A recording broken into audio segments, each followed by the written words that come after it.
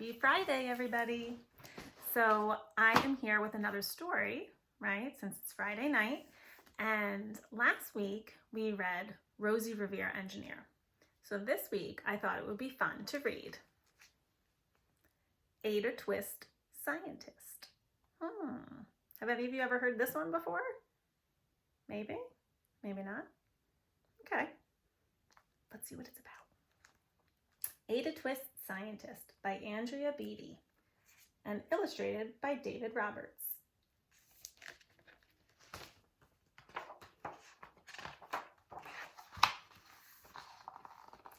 Ada Marie said not a word till the day she turned 3. She bounced in her crib and looked all around, observing the world, but not making a sound. She learned how to climb and made her big break with a trail of chaos left in her wake. She ran through the day chasing each sound in sight and didn't slow down till she conked out at night. Her parents were frazzled, but tried not to freak as Ada grew bigger and still did not speak. Clearly young Ada with lots in her head would have something to say when it ought to be said. Right? She's not talking yet. She's just not ready. That's just what happened when Ada turned 3. She tore through the house on a fact-finding spree and climbed up the clock just as high as she could. Her parents yelled, "Stop!" as all good parents would. Ada's chin quivered, but she did not cry. She took a deep breath and she simply asked, "Why? Why does it tick and why does it talk? Why don't we call it a granddaughter clock? Why are there pointy things stuck to a rose? Why are there hairs up inside of your nose?" She started with why and then what, how, and when. By bedtime, she came back to why once again. She drifted to sleep as her dazed parents smiled at the curious thoughts of their curious child, who wanted to know what the world was about. They kissed her and whispered, "You'll figure it out." She's very curious. She has lots and lots of questions about how things work and why things are. Her parents kept up with their high-flying kid, whose questions and chaos both grew as she did. You see all these questions. Why, what, how, when, why? She wants to know lots of things. Even Miss Greer found her hands were quite full when young Ada's chaos wreaked havoc at school. But this much was clear about Miss Ada Twist. She had all the traits of a great scientist. Do you know what I noticed? Mrs. Greer was in our other book. That was Rosie's teacher. Wonder if we can find Rosie in this picture. Let's take a look. Does anybody see Rosie? She's kind of tricky to find.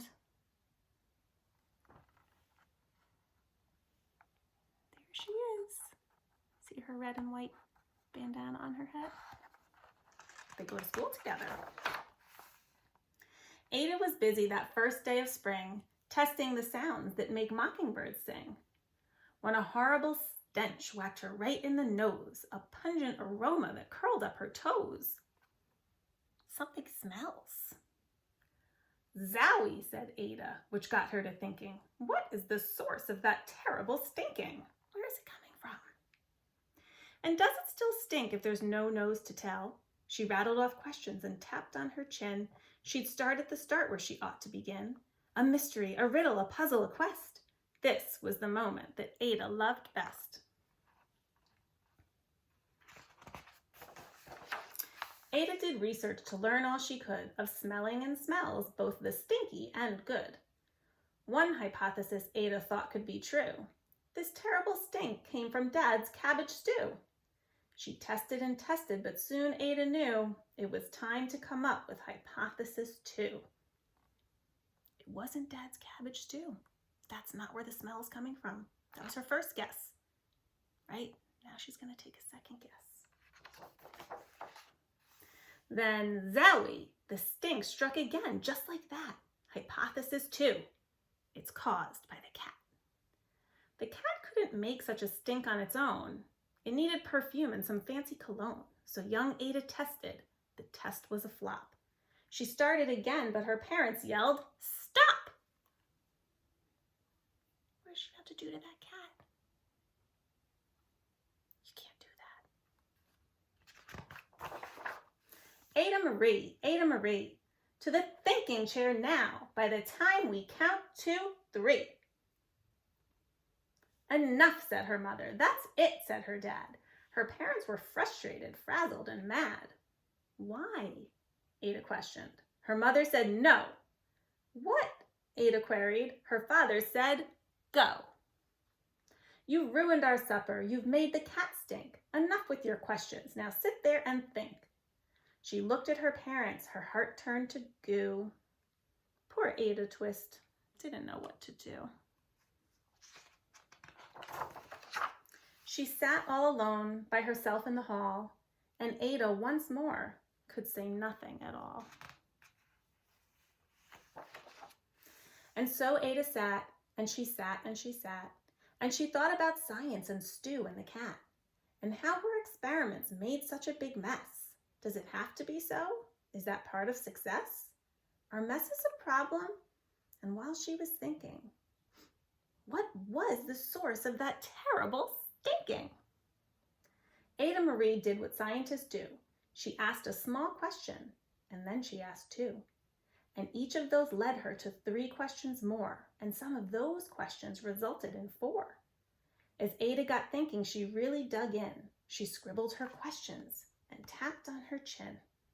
She started at why, and then what, how, and when. At the end of the hall, she reached why once again. Oh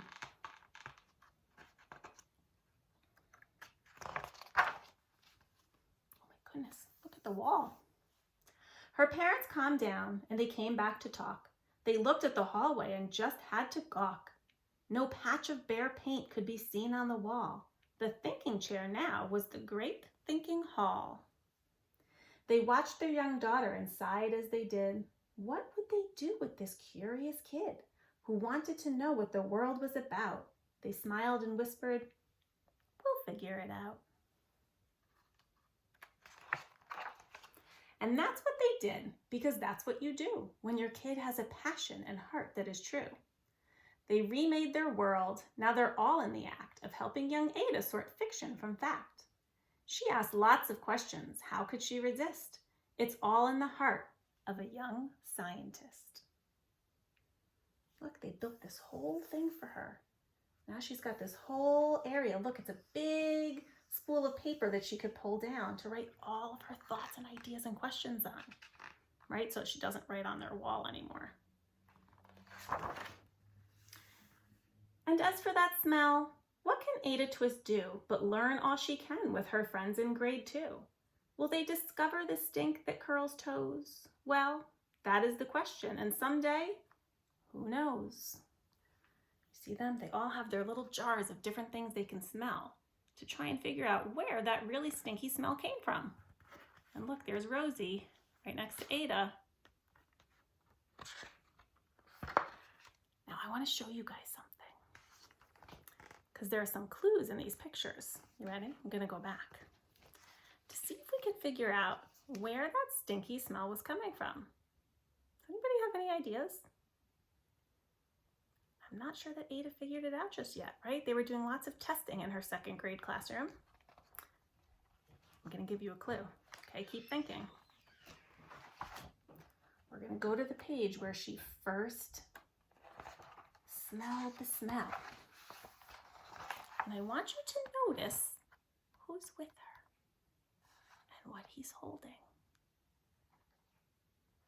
Okay, now let's go to the next page. She smells it again, and she's doing lots of testing. And here's the cat, and what's over here? Another little clue. And here she is doing some more testing. And what do you see up here?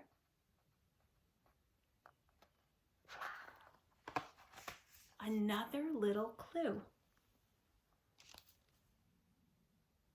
Do you guys have a guess now about what that really stinky smell might have been?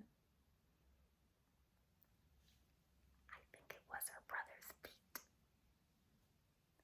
I think he needs to go take a shower now. Or a bath, right? Okay, I hope you guys enjoyed the story. And I miss you guys. I hope you're having fun with your families at home. I hope you enjoy the weekend. And I will see you next week. Bye.